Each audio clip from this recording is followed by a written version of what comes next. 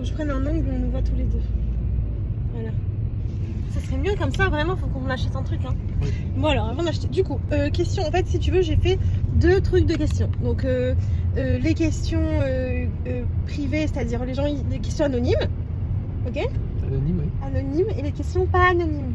Non, je Anonyme, on va encore avoir des trucs de cul, bien sûr. Quelle influenceuse, influenceur tu ne portes pas dans ton cœur et pourquoi?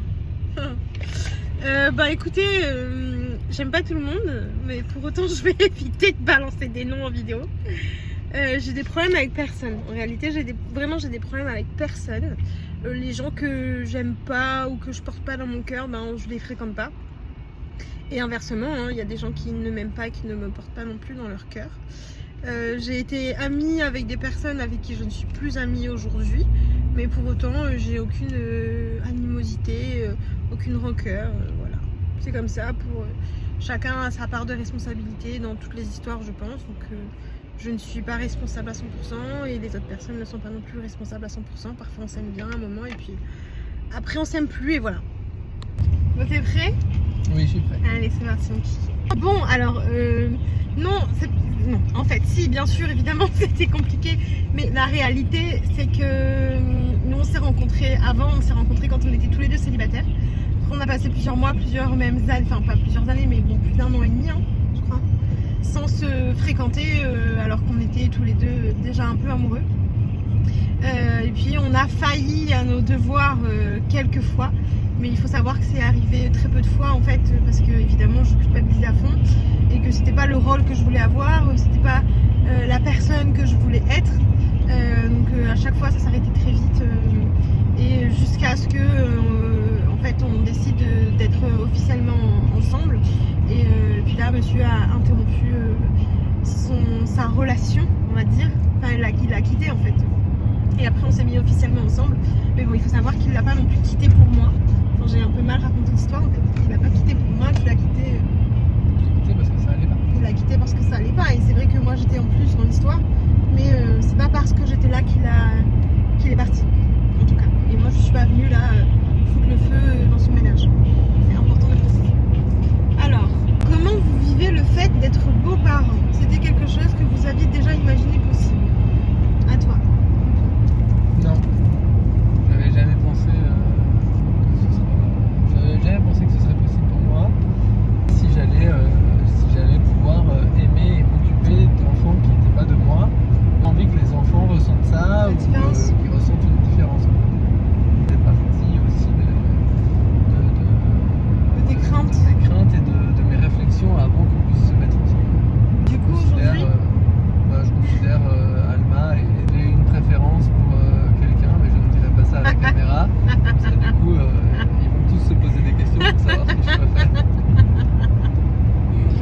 Alors, j'avais pas imaginé ça possible pour la simple et bonne raison que moi, quand je me suis mariée, je me suis dit, quoi qu'il en soit, je ne divorcerai jamais.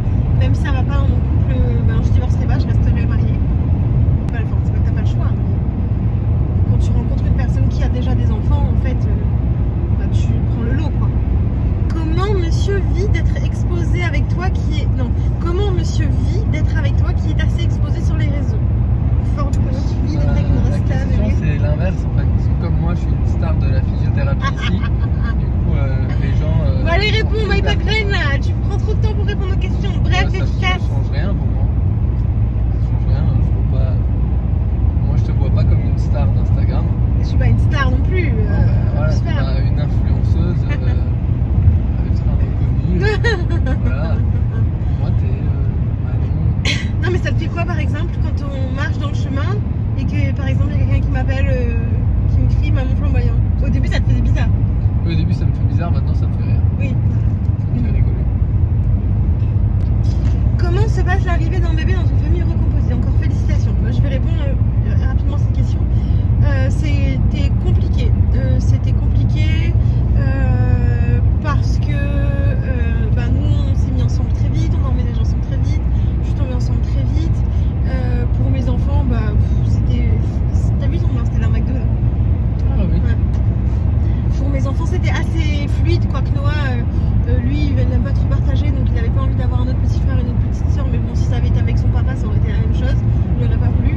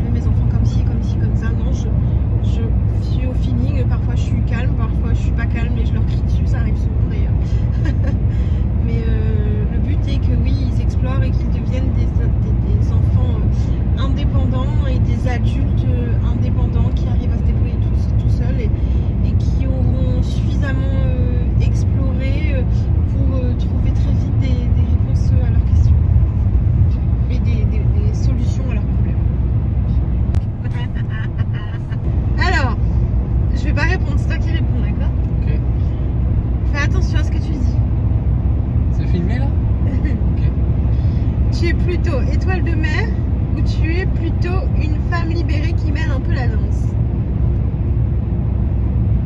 Ni l'un ni l'autre. C'est pas une étoile de mer. Et à ce niveau-là, c'est pas elle qui mène la danse. J'aime bien comment tu dis les choses sans rentrer dans les détails. Ah, tu m'as dit c'est filmé.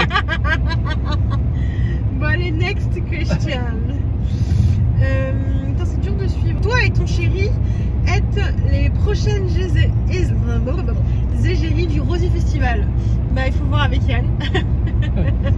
Je ne sais pas, mais ça serait avec plaisir. Je pense que ce serait la première fois que je fais une égérie. Tu es déjà une mon cœur, madame? Oui. Est-ce que tu considères les enfants de ton homme comme les tiens? Bah, l'enfant, puisque son deuxième enfant c'est le mien. Est-ce que je considère Milo comme mon enfant? J'aime beaucoup Milo. Après, est-ce que je le considère comme mon enfant? Non. Ça veut pas dire que je l'aime pas, mais c'est juste que j'aime vraiment de manière inconsidérée mes enfants. Vraiment, vraiment, vraiment énormément. J'aime beaucoup, beaucoup Milo. Mais je le traite évidemment comme je traite Noah et Alma. J'ai le même comportement pour tous les enfants à la maison. Mais si je dois être honnête, je ne l'aime pas non comme mon enfant. Mais ça ne veut pas dire que je l'aime pas, je l'aime beaucoup. Est-ce que tu as déjà eu des propositions de collaboration avec Mademoiselle Gondon? C'est une fille. Je comprends pas cette question. Est-ce que j'ai déjà rencontré? Est-ce qu'elle m'a déjà fait des propositions de collaboration? Ou est-ce qu'on a déjà proposé qu'on collabore ensemble? Alors au début, oui, je pense qu'on a eu des collaborations en commun. Et maintenant, écoute, je ne sais pas puisque je ne suis pas son travail. La pire collaboration. Quelle est ma pire collaboration? Alors, je pense pas avoir de pire collaboration. Tout simplement pour la simple et bonne raison que je n'accepte pas toutes les collaborations. Au contraire, j'en refuse beaucoup. Avant d'accepter une collaboration, je prête attention à la promesse de marque, voilà, à ce qui est vendu, au produit. Et si ça me plaît, j'accepte et je suis déjà convaincue finalement. Et si ça me plaît pas, j'accepte pas. Maintenant, nous allons passer aux questions publiques. Enfin, les questions pas anonymes.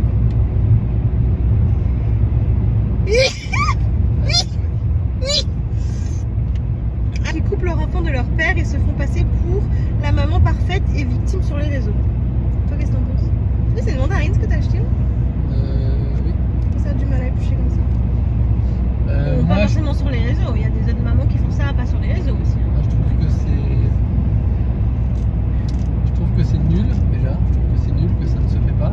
Que l'enfant a besoin de ses deux parents pour grandir. Et qu'il n'y a pas de raison de couper son enfant, sauf bien sûr s'il est en danger. Oui, après, je suis d'accord avec toi, sauf qu'on parle pas Là, on parle de personnes. Oui, après, sauf s'il y a de la violence, sauf s'il y a de la manipulation psychologique, ou là, oui, là, il y a des. Sinon, mais s'il n'y a pas de violence, de manipulation psychologique, c'est clair que c'est pas une raison de couper l'enfant de son père et de. Après, toi, t'as pas été un mauvais mari. Toi, en tout cas. T'as pas été un mauvais mari. Votre relation s'est mal terminée, mais tu n'as pas été un mauvais mari. Non, vu comment ça se passe, j'ai l'impression d'avoir été un mauvais mari. Non, après, j'étais pas dans ton couple, mais je pense pas que t'aies été un mauvais mari. Même si les histoires qui se laissent entendre disent le contraire, mais non, clairement pas. Après, du coup, je me permets de répondre aussi et je rebondis sur l'histoire de Michael aussi. Je trouve ça pas correct, évidemment, de couper un enfant, que ce soit de son père ou de sa mère, sauf si, bien sûr, il y a violence, sauf si, bien sûr, il y a manipulation psychologique et qu'il y a emprise. Dans ce cas-là, oui, on fait attention pour le bon développement de l'enfant. Mes enfants, peu importe les désaccords qu'on a eu avec leur papa, en fait, ils ont toujours autant vu leur papa qu'ils m'ont vu moi. Les enfants n'ont jamais été une source de chantage. Et je pense compliqué pour certaines mamans de faire la part des choses, en fait. C'est compliqué pour certaines mamans de faire la part des choses parce que leur famille était un tout, un enfant, le mari, etc. Faire la part des choses entre le mari qui s'en va et l'enfant. Et c'est comme si elle perd de tout, alors que en fait, tu peux te séparer de ton mari, ton enfant est toujours là, et l'équilibre de ton enfant n'a pas passé avant. Peu importe la haine que tu peux avoir pour ton ex, en fait. L'équilibre de ton enfant, c'est la première, la chose la plus importante. Tu essaies d'être neutre face à ton enfant, enfant en fait, pour que lui évolue de la manière la plus saine possible et qu'il soit aussi bien chez son papa et aussi bien chez sa maman. Imaginez-vous, je sais pas moi, une maman, et l'enfant prime, on met ses émotions de côté en fait, pour pas que, on a le droit d'être triste, l'enfant a le droit de savoir qu'on est triste, on a le droit de dire à son marmaille, je suis pas bien, je suis triste, on a le droit de pleurer de temps en temps devant son enfant, ça arrive. Par contre, tu jettes pas toute ta colère en fait face au visage de ton enfant pour qu'il se rende compte en fait et que lui après, un enfant vit à travers de toute façon son parent, il vit les émotions de son parent, et un enfant triste, une maman triste, en colère, comme je disais tout à l'heure, en fait, l'enfant va réagir exactement de la même manière et il pourra pas être heureux, épanoui et se développer de manière correcte en fait si derrière sa maman est dans cet état-là. Bref, je suis mis en place pour gérer le TDAH de ton fils. Je pense que ma fille là aussi. Et comme le temps d'attente pour les prises en charge est long, sincèrement j'ai rien mis en place, ça a été la merde pendant hyper longtemps, c'est toujours un peu la merde des fois. Après maintenant j'ai des trucs et astuces et puis Noah est grand surtout, il a 7 ans maintenant, donc il y a des choses qui l'aident un peu à se calmer, comme ne pas être avec sa soeur par exemple. Non, clairement quand il est tout seul ça va, quand il est tout seul avec nous ça va. Après quand il y a sa soeur c'est un peu la merde. À l'école ça se passe bien. C'est tant mieux, mais ça se passe bien parce que les maîtresses arrivent à trouver, je pense, des manières de faire pour que ça se passe bien avec Noah. Et puis il est très, il a une suspicion de TDAH, mais je pense que ça s'amenuise vraiment avec le temps et surtout avec l'apprentissage, parce que Noah a besoin d'apprendre, il a besoin et envie d'être le meilleur toujours. Donc vraiment il se surpasse en fait dans l'apprentissage scolaire. Et je trouve que ça l'aide vachement en fait à se, comment on dit, à se canaliser, c'est ça, ouais. Je laisse répondre, moi je mange ma mandarine, Clémentine. Quand tu parles d'amour interdit, avez-vous pensé à renoncer au début? Oui parce que moi je voulais pas, l'objectif n'a jamais été de briser ma famille ou de ne pas voir mon fils autant que j'aurais aimé voir, et je pense que c'est pour cette raison que je suis revenu au début, parce que je voyais pas mon petit garçon, mais ouais, pas, parce qu'en fait attends, mais tu connais pas en fait ils savent pas l'histoire. Oui. Donc tu dis ça mais les gens ne connaissent pas l'histoire. En gros oui, moi j'ai pensé à renoncer et à ce que moi je sois malheureux pour que mon petit garçon ne le soit pas, et continuer en fait ma vie de couple qui en fait me correspondait plus, j'avais plus ce que je cherchais en fait. Mais en fait pour la petite histoire je vous raconte, je sais pas si je l'ai déjà fait. Nous, Mika et moi on s'est rencontrés, moi je venais de me séparer de mon mari, enfin, c'était mon mari à l'époque, c'est toujours mon mari d'ailleurs parce que je suis pas encore divorcée, on est tous les deux en instance de divorce, donc officiellement on est encore mariés, pas ensemble d'ailleurs. Et donc je venais de me séparer, je me suis installée dans mon appartement toute seule à Paris, j'avais un appartement à Saint-Pierre, et j'étais enceinte d'Alma. On avait appris, en fait on s'est séparés, 2 semaines plus tard on a appris que j'étais enceinte, et on s'est dit quoi qu'il en soit ce bébé on l'a voulu, on l'a attendu pendant plus d'1 an, donc ça change rien en fait, ça ne marche plus notre couple, mais ça ne veut pas dire que ce bébé on le voulait pas, donc on va la garder, on va l'aimer. On s'est vraiment jamais posé la question, donc c'était même pas un sujet, bref.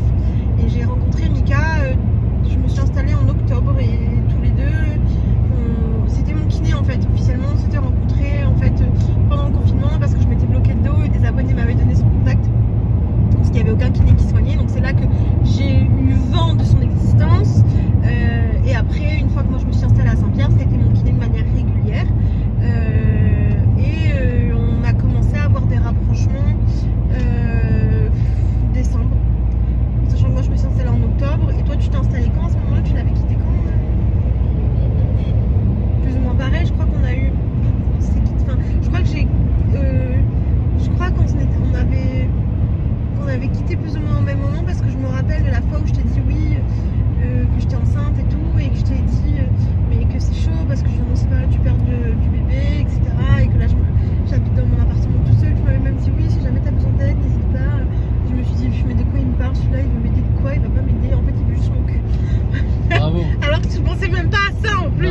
Non, Ça, je bravo, super. Bref, donc en fait il m'avait dit aussi que lui se séparait à ce même moment et qu'il prenait aussi un appartement, donc plus ou moins au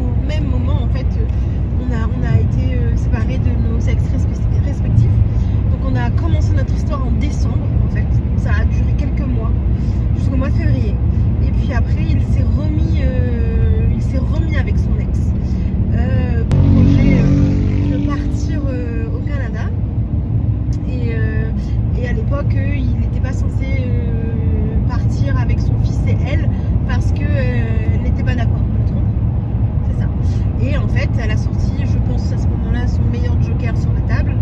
Et elle lui a dit, si tu acceptes de reconsidérer la situation concernant notre couple, j'accepte de reconsidérer la situation concernant notre départ au Canada et je viendrai avec toi.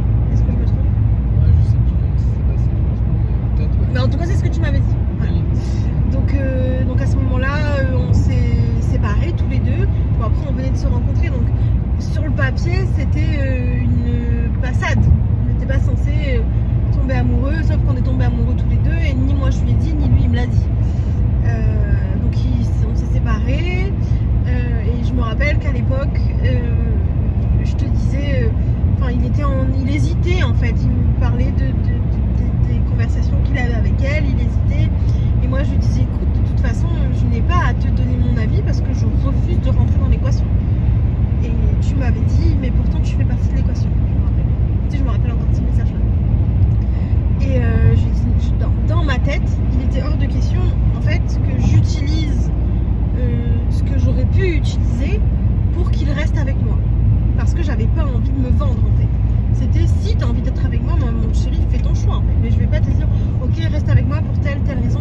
Non. Tu fais ton choix en ton âme et conscience. Parce que j'avais pas un jour envie que ça me retombe dessus et qu'ils me disent, bah oui, je suis restée pour telle ou telle raison. Bref, donc il a fait son choix. Il est parti, il s'est remis avec elle. Il a été très heureux dans sa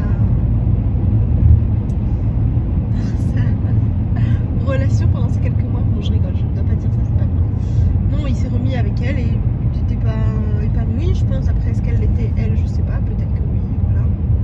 Duré plusieurs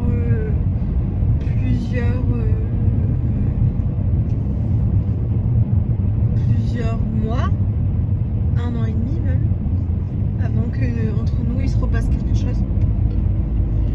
Et puis un jour, on a tous les deux trébuché, on va dire. Et ça n'a pas duré. Ça n'a pas duré parce qu'on culpabilisait tous les deux et que c'était pas possible et que c'était pas du tout ce qu'on voulait pour nos relations respectives.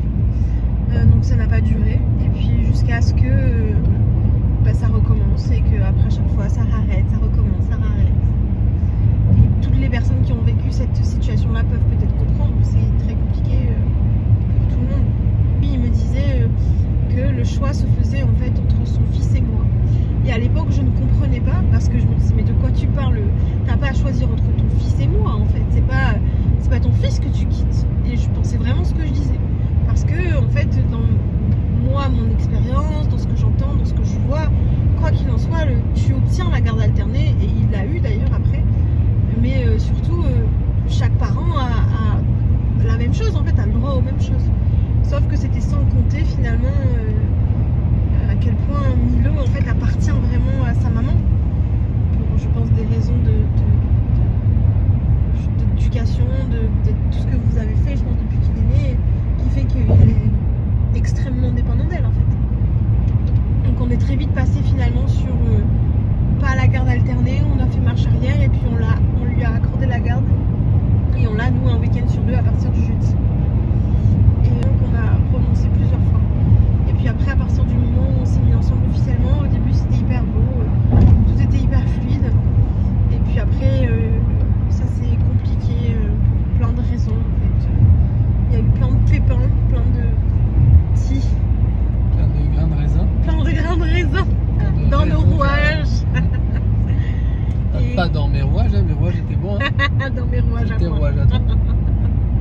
Ouais, ça a été compliqué. Mais on mérite ce qu'on a aujourd'hui. Ouais. Franchement. Je te trouve authentique et vrai. Merci pour tous tes partages au quotidien. Merci beaucoup. Comment gérez-vous le fait d'avoir des enfants de 2 personnes différentes? Pour moi, ça sonne comme un échec. Du coup, quel est votre avis là-dessus? Alors, ça a été un vrai sujet. Pour moi, c'était compliqué et c'est pour ça que j'ai pris autant d'années pour me séparer du père de mes enfants. Il faut savoir qu'on s'est séparés et remis ensemble vraiment beaucoup de fois avec le papa de mes 2 premiers enfants. Parce que pour moi c'était inconcevable en fait de refaire ma vie, d'avoir des enfants avec un autre papa, etc. Et comme toi, je le vivais comme un échec. Et tu sais quoi, depuis après maintenant évidemment c'est pas mieux. Et quand je me suis mis avec Mika, j'ai fait ce choix j'ai accepté en fait que je pouvais et que j'avais le droit d'avoir des enfants d'un papa différent et que c'était pas un échec et que même si c'était un échec, que j'avais le droit d'échouer. Ça c'est ce que je me dis depuis pas longtemps. Que en en fait j'ai terriblement peur de l'échec et je me rends compte oui, que j'ai terriblement peur de l'échec, mais le fait d'avoir peur d'échouer, et ben ça fait que tu n'essaies pas. Ça fait vraiment que tu n'essaies pas et ça t'empêche finalement. La peur de l'échec peut t'empêcher de réussir et d'être heureuse dans tous les domaines de ta vie en fait, que ce soit professionnel, que ce soit amical, que ce soit amoureux. Le fait d'avoir peur d'échouer, tu ne prendras pas les risques que tu peux prendre si tu te dis si j'y arrive pas, c'est pas grave, j'y serais allée et j'aurais essayé. Et en fait depuis que j'ai compris ça, depuis que j'ai compris que j'avais le droit d'échouer, et ben franchement ça va beaucoup mieux. Et d'ailleurs je crois que c'est grâce à Yann que je me suis, que j'ai pensé, que j'ai eu cette révélation là. Et en fait tu sais quoi, je me dis avant le choix d'une paire de chaussures, tu rigoles, lui il est témoin, c'était vital. Je ne pouvais pas me tromper sur le choix d'une paire de chaussures, mais même d'une paire de savates. Tous mes choix étaient vitaux, je n'avais pas le droit de me tromper. C'est-à-dire que si, quand je dois choisir entre une paire d'Havaianas noire ou dorée, je vais prendre entre 30 à 40 minutes pour choisir. Et souvent, je vais repartir de la boutique et j'aurai rien acheté et je vais réfléchir chez moi ou je vais regarder des comparatifs sur internet et je vais revenir le lendemain ou le surlendemain quand j'aurai fait mon choix et je serai sûre à 100%. Et parce qu'en fait, j'ai peur de me tromper. J'ai peur d'avoir fait le mauvais choix. Et j'ai compris aujourd'hui qu'il n'y a pas de mauvais choix. Et c'était pareil pour nous en fait. Quand on s'est mis ensemble, c'était pareil. J'avais peur de faire le mauvais choix. Entre est-ce que je dois me mettre avec lui ou est-ce que je dois rester avec le père de mes enfants en fait. Et si je me trompais? Et si en fait c'était pas le moment où je restais avec le père de mes enfants et où tout s'améliorerait? Et c'est ce qui a été hyper compliqué en fait. C'est que j'étais toujours en train de comparer, mais sans vous mentir, à un moment j'ai pris un tableau, j'ai fait une colonne et j'ai comparé. Attention, parce que j'ai l'impression qu'il se borde à droite. Donc voilà, et puis à un moment tu t'acceptes en fait que t'es pas obligé d'avoir tout bon en fait, t'es pas obligé d'avoir tous les points, t'as le droit de te tromper, t'as le droit d'échouer, t'as le droit de faire tes expériences et à partir de là en fait ça va mieux. T'as quelque chose à rajouter mon cœur? Non. Rien du tout, c'était très bien, madame, très bien. Je sais pas, ça consiste en quoi exactement le métier de Michael? Est-ce que tu me regardes? Je soigne les gens, voilà. Vas-y. J'ai un diplôme de... J'ai plusieurs cordes à mon arc, j'ai plusieurs diplômes. J'ai le diplôme de base, j'ai le diplôme de kiné. Ensuite, après, j'ai un diplôme de viscéral, donc je travaille les viscères. J'ai fait de l'ostéopathie, mais j'ai arrêté pour faire un doctorat en thérapie manuelle. Et là, en février, je passe mon dernier diplôme pour être docteur en physiothérapie. Donc en gros, c'est docteur. Enfin, en gros, ça équivaudrait c'est un diplôme canadien, donc il n'y a pas d'équivalent ici, mais ce serait l'équivalent d'un niveau au-dessus de l'ostéopathie. Voilà, en gros. Je suis un spécialiste de tout le squelette humain. Voilà, en gros. Mais ça consiste en quoi ton travail? Tu fais quoi? Ça consiste à soigner les gens, faire des manipulations, essayer de trouver les dysfonctions qui ont amené les pathologies et les problèmes, et donc ramener le corps à l'équilibre pour qu'il n'y ait plus de problème. Et montrer et expliquer aussi aux patients de pourquoi ils ont eu ça et comment ils peuvent éviter de avoir tel ou tel problème. Et pour les sportifs, on a des tests aussi pour... Merde, j'ai pas mis mes chaussures. Et pour les sportifs, on a des tests en fait pour éviter en fait éviter les blessures. Donc, on fait des tests musculaires pour voir leur faiblesse avant la saison et du coup renforcer cette partie-là pour éviter qu'ils aient des blessures. Comme beaucoup de sportifs parfois sont blessés tout au long de la saison. On a tout ce genre de techniques-là. Voilà. En gros, on en était à ouf. As-tu déjà recroisé Emma depuis? Alors non, jamais, bizarrement. Jamais. Je ne suis jamais recroisée. J'ai déjà vu son fils, mais je ne l'ai jamais recroisé. Comment lâcher prise et arriver à penser à soi? Alors, comment lâcher prise et arriver à penser à soi? Toi, t'as une réponse à ça?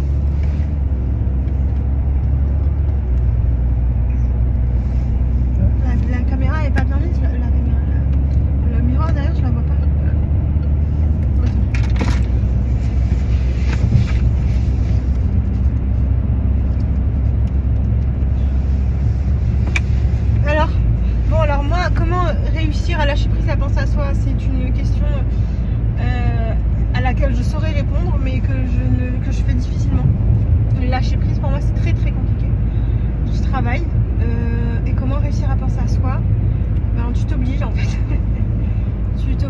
des moments que pour toi, sport, voilà, que ce soit de la muscu, enfin ce qui te fait plaisir en fait, sport, yoga. En fait, alors, ce que moi je vais essayer de m'appliquer et qui je pense peut être une bonne idée pour avoir des vrais moments que pour soi. Bon, je t'avoue qu'avec 3 enfants, une maison à tenir, 25 travail, c'est compliqué. Mais en fait, en étant organisé, en se faisant un vrai planning, en fait, moi c'est ce que je compte me faire, un planning de psychorigide, mais c'est pas grave, au moins je sais que j'aurai des vrais temps pour moi. Donc, tout sera détaillé en fait, chaque moment de ma journée sera détaillé. Je sais que je vais essayer de me réveiller entre telle heure et que je vais m'accorder le matin au réveil. Je dis une connerie, 30 minutes où je vais bouquiner, 20 minutes où je vais essayer de méditer. Et après, évidemment, ça dépend aussi des enfants en fait. Mais essayer de faire ça avant le réveil des enfants, moi je trouve que c'est une bonne idée. Ça te permet de démarrer aussi ta journée du bon pied. Est-ce que c'est compliqué de faire la garde alternée? Alors pour moi pas du tout, au contraire ça se passe très bien, j'ai aucun commentaire à faire à ce sujet. Enfin c'est vraiment hyper positif, il n'y a pas de conflit entre le père des enfants et moi, les enfants le vivent très bien. Nous on est en garde alternée, c'est-à-dire qu'on a une grosse semaine, une petite semaine. La grosse semaine j'ai les enfants 5 jours, la petite semaine je les ai 2 jours. Et pareil pour son papa, enfin pour leur papa, et voilà. Et toi? Moi c'est compliqué, c'est compliqué. J'avais statué pour une garde alternée, ça m'allait très bien, c'était une semaine. En gros, on a fait une médiation et j'ai lâché en fait la garde pour essayer que ça avance, Et que ça se passe mieux, et que ça avance un peu. Et en fait finalement, la seule chose que j'ai, c'est que j'ai perdu en fait et que je vois moins mon fils qu'avant et ça n'a rien changé. Voilà, la situation est toujours au même point et j'espère que ça va évoluer après le divorce. Ouais, je pense pas même. Tes enfants sont adorables et pleins de vie. Perso, j'en ai marre de tous ces gens qui montrent que c'est parfait. Ah oui, clairement, chez nous, on montre pas que c'est parfait. On montre la réalité. Pas de questions, mais j'adore ton contenu et ce que tu nous partages dans le quotidien. Merci beaucoup. Comment vas-tu? Comment se passe la reprise du boulot? Force à toi. Bah ça va très bien. Comment ça se passe la reprise du boulot? C'est sport. C'est sport, d'autant qu'il y a d'autres choses qui se rajoutent à ça, d'autres projets. Voilà, je fais toujours 1000 choses en même temps. Mais ça va, franchement ça va, c'est gratifiant.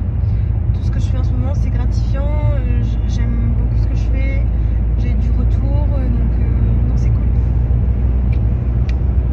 Est-ce que tu pourrais parler davantage en face cam s'il te plaît sur tes différents rendez-vous avec les prestataires pro-thérapeutiques? Je pense que tu as beaucoup de choses à transmettre. Bah avec plaisir. C'est vrai que je fais pas souvent de face cam parce que j'ai tendance un peu à beaucoup parler et en fait ça fait des stories à rallonge, alors que si j'écris en fait c'est clair, concis et ça permet à tout le monde de voir presque toutes les stories, alors que je pense que quand je parle ça prend du temps en fait à tout voir. Comment fais-tu pour gérer tes émotions quand ta fille est difficile? J'ai une fille de cet âge. Alors comment je fais pour gérer mes émotions? C'est simple, toute la journée ça va, je gère, je la laisse, je l'ignore, sauf si elle fait des choses qu'elle se met en danger, ou comme la dernière fois quand elle fait que de manger alors que je lui ai dit non, donc j'interviens, je lui dis stop. Je la fais s'asseoir quand ça va trop loin et je lui dis de réfléchir à ce qu'elle fait comme bêtise. Bon, ça change rien, elle se lève et elle recommence. Et je recommence, je la refais s'asseoir pour qu'elle réfléchisse et ainsi de suite. Et je me dis qu'un jour elle comprendra. Et quand ça va trop loin, je la mets dans sa chambre et je lui dis de sortir que quand elle sera calmée.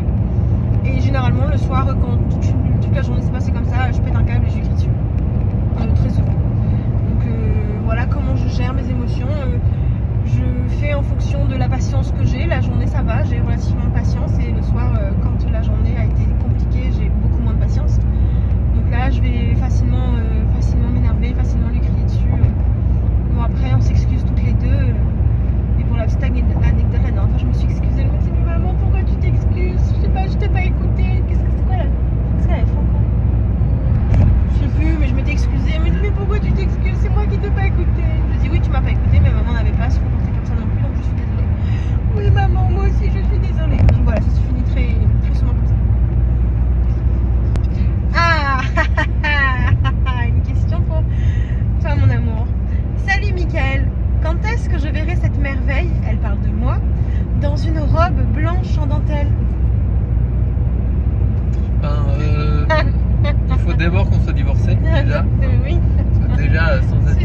on a un enfant, donc d'abord on divorce et après on verra. Faut qu'elle soit sûre d'elle, hein, parce que moi je suis sûr de moi depuis longtemps, mais voilà. Et puis on a 10 € de promo chez Océanor. C'est 10%. C'est 10%. J'adore ta fille, j'ai la même à la maison. Maman, tu peux faire la sieste, je vais juste jouer. Bref, jolie famille et bon courage pour l'adolescence, vive l'authenticité. Merci beaucoup. Ouais, carrément, j'ai la même aussi. Elle est capable de me faire dormir et de jouer dans mes cheveux en me disant mais t'inquiète pas, repose-toi. Je fais pas de bêtises.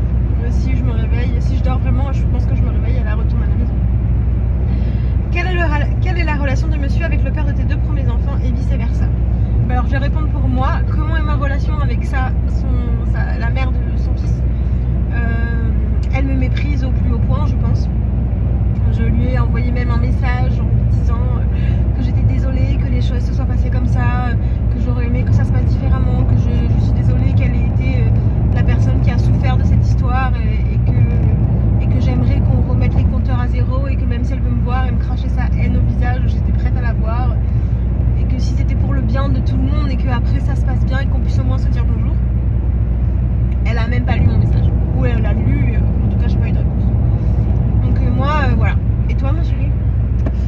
Moi ça va, on se dit bonjour, on discute pour les enfants et je pense que du coup ça, de mon côté on a remarqué qu'il y avait un changement, ça a apaisé aussi Noah qui était un peu stressé, il était très content d'être avec moi, très content d'être avec son papa, mais il fallait pas qu'on se croise tous les deux.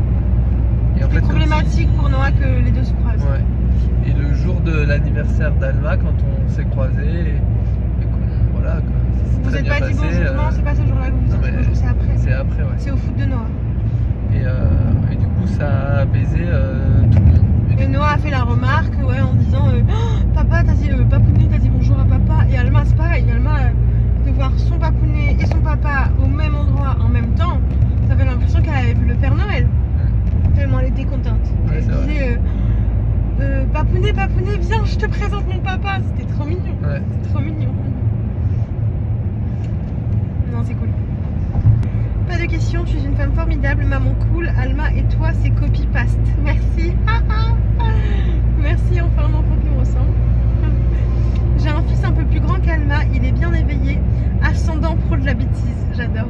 Moi, ça me fait péter des câbles, surtout quand il court partout dans un magasin et je vire vite maman dragon. Comment tu fais pour garder ton calme? Je continue à faire les courses en fait et elle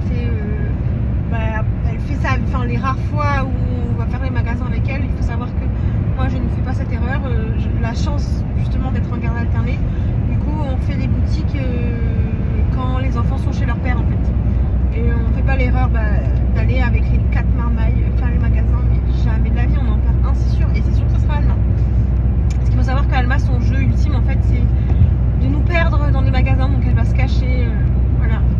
Avec Noah, je peux répondre parce que Noah, il avait peur de me perdre, donc du coup, il faisait sa crise, je le laissais faire sa crise et je continuais les magasins. Il finissait toujours par se lever et par venir nous rejoindre et il se calmait tout seul. Et avec Alma, c'est un peu plus compliqué parce qu'elle en a rien à faire de nous perdre en fait. Voilà.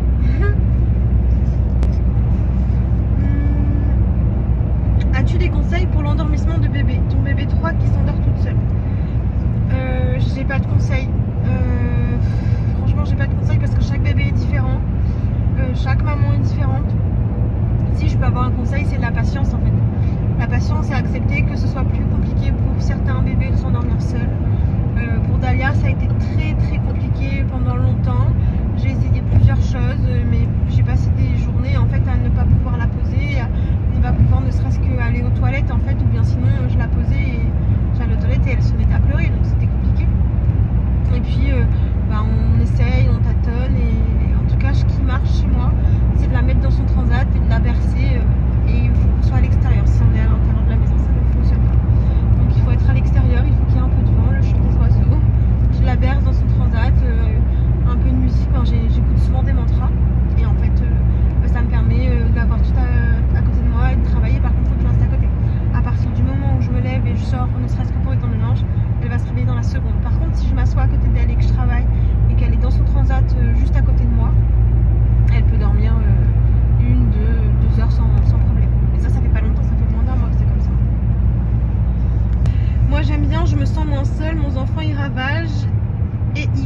vole chewing-gum. Bah Alma aussi c'est une petite voleuse. Je ne te connais que depuis peu mais j'adore ce que tu dégages. Merci, c'est gentil.